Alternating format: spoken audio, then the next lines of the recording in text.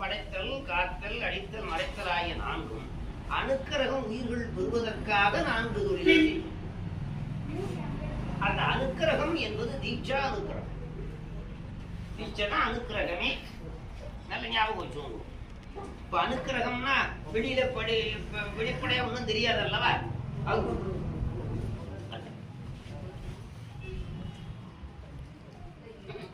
தீட்சையின் மூலமாக சிவனிலே சிவனை பிரதிஷ்டை பண்ணும். சிவனிலே சிவனை பிரதிஷ்டை. சிவன் மும்மலங்களோடு கூடியது. மும்மலங்களோடு. சிவன் மலம் இல்லாதவன். மலம் இல்லாத சிவனோடு மலம் உள்ள சிவனை சேர்க்க முடியாது. மலம் இல்லாத சிவனோட மலம் உள்ள சிவனை சேர்க்க முடியாது. இப்ப கடுவே சுத்தமான பாத்திரத்தோடு சுத்தமில்லாத பாத்திரத்தை சேர்க்க மாட்டோம்ல. சுத்தமான பாத்திரத்தோடு சுத்தமான பாத்திரத்தை, சுத்தமில்லாத அழுக்கா இருக்கிற பாத்திரத்தை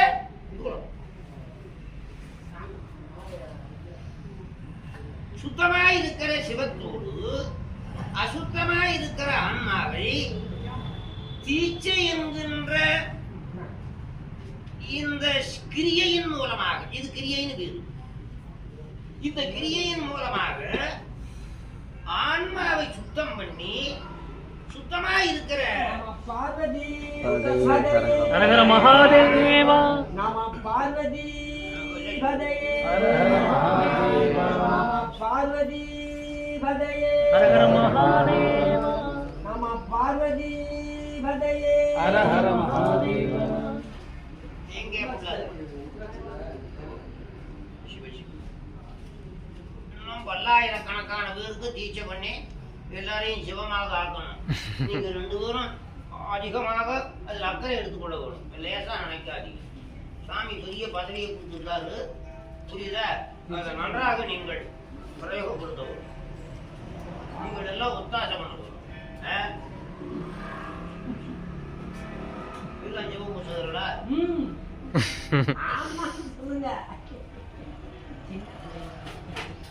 ஆன்மாவுக்கு தகுதியே கிடையாது சிவத்தோடு சேர. நமக்கு சிவனோடு சேர தகுதியே கிடையாது. தகுதி இல்லாத நம்மை, அந்த நம்மையும் ஊர் பொருளாக கொடுத்தார்களா? தகுதி இல்லாத நம்மை தகுதி உடையதாக அவனே செய்ய வைத்து அதுக்கான மந்திரங்கள், பாவனைகள், கிரியைகள் முதலான வகையெல்லாம் ஆகமத்தில் எழுதி வச்சு அந்த ஆகமத்தின் மூலமாக ஆன்மாவுக்குள்ள மும்மலங்களை கெடுத்து ஆன்மாவை தகுதியுடையதாக ஆக்கி சிவத்தோடு சேர வைப்பது தீட்சை. தகுதி இல்லாத ஆன்மாவுக்கு தகுதியை தருவது தீட்சை. புரியுதா? தீட்சாங்கிற வாக்கியம் 2 சொல்லு. தீட்சான்னா கெடுத்தலும் கொடுத்தலும். அஞ்ஞானத்தை கெடுத்து அஞ்ஞானத்தை கொடுத்தல் தீட்சை. புரியுதா? அஞ்ஞானத்தை கெடுத்து அஞ்ஞானத்தை கொடுத்தல், அதான் தீட்சை. என்ன அஞ்ஞானம் இருந்தது? சிவனை அறியாமல் வழிபடாமல் இருந்த அஞ்ஞானம். சிவனை வழிபடாமல் இருந்த அஞ்ஞானம் தொலைவதற்காக தீட்சையை பண்ணி சிவனை நினைக்க, வாழ்த்த, வணங்க முறையை தெரிந்து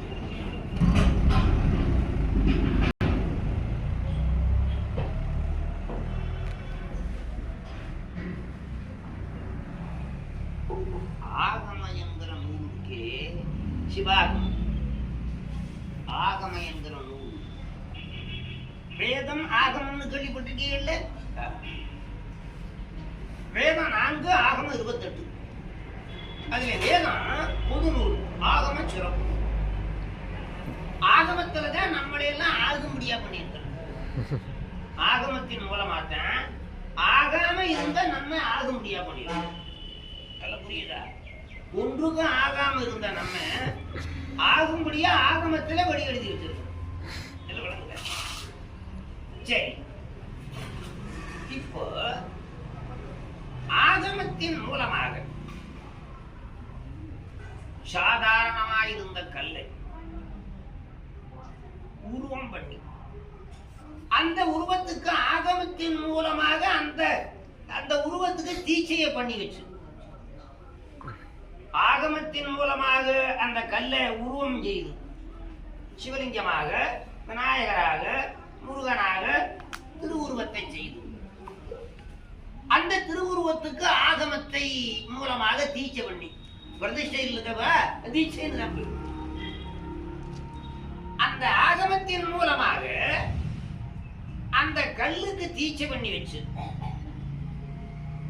அந்த கல்லு சாதாரணமா இருந்த கல்லு கடவுளாக ஆகமத்தின் மூலமாக செய்யப்பட்ட பிரதிஷ்டை பண்ணப்பட்ட கல்லு கடவுளாக அந்த வாசப்படியில போட்டிருக்கோம்ல கல்லு அது கல்லு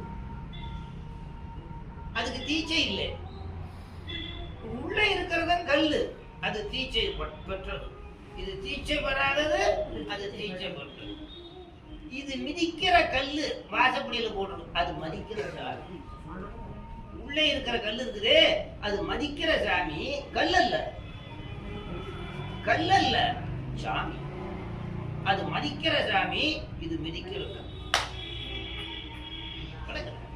ஆகமத்தின் மூலமாக கல் கடவுளாகுது ஆகமத்தின் மூலமாக ஆன்மா சிவமாகுது ஆகமத்தின் மூலமாக சிவன் சிவனாகுது ஆகமத்தின் மூலமாக கல் கடவுளாகுது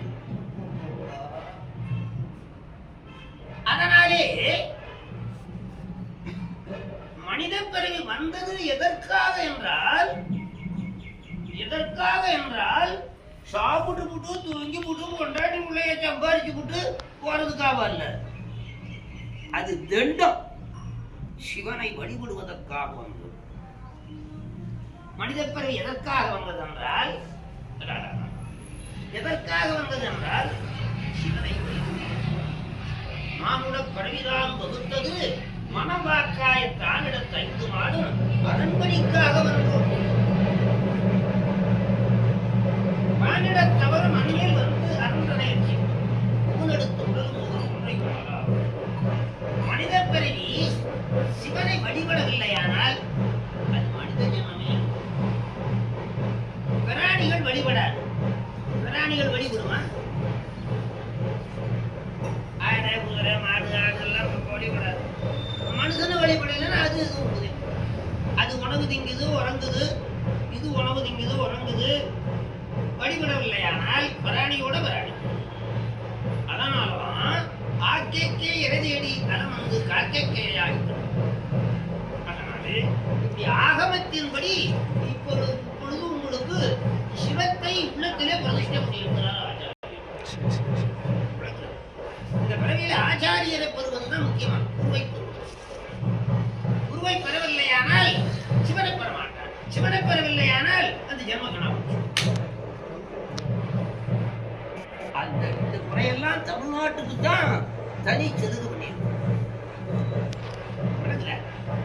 நான் கூட சொல்லுது மற்ற நாட்டுக்கு போனா கார் வாங்கலாம் பங்களா வாங்கலாம் மனைவியை வாங்கலாம் எஸ்டேட் வாங்கலாம் எல்லாம் வாங்கலாம் சிவனை வாங்க முடியாது தமிழ்நாட்டில் தான் சிவனை வாங்கலாம் தமிழ்நாட்டில் சிவனை வாங்கலாம்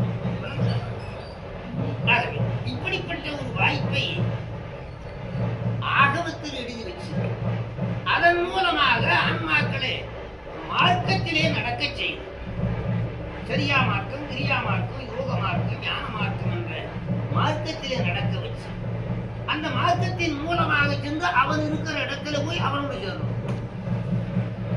அந்த மார்க்கத்தில் நடந்து போன அந்த இடத்தை அடையலாம் அல்லவா எந்த இடத்துக்கு போகணுமோ அந்த இடத்துக்கு உண்டான பாதையிலே போகணும் எந்த இடத்துக்கு போகணுமோ அந்த இடத்துக்கு உண்டான பாதை இருக்கும் அல்லவா அதை விட்டுட்டு வேற பாதையில போனா போக முடியாது அதுதான் மார்க்கம் மார்க்கம்னா தெரியுதுல்ல வழி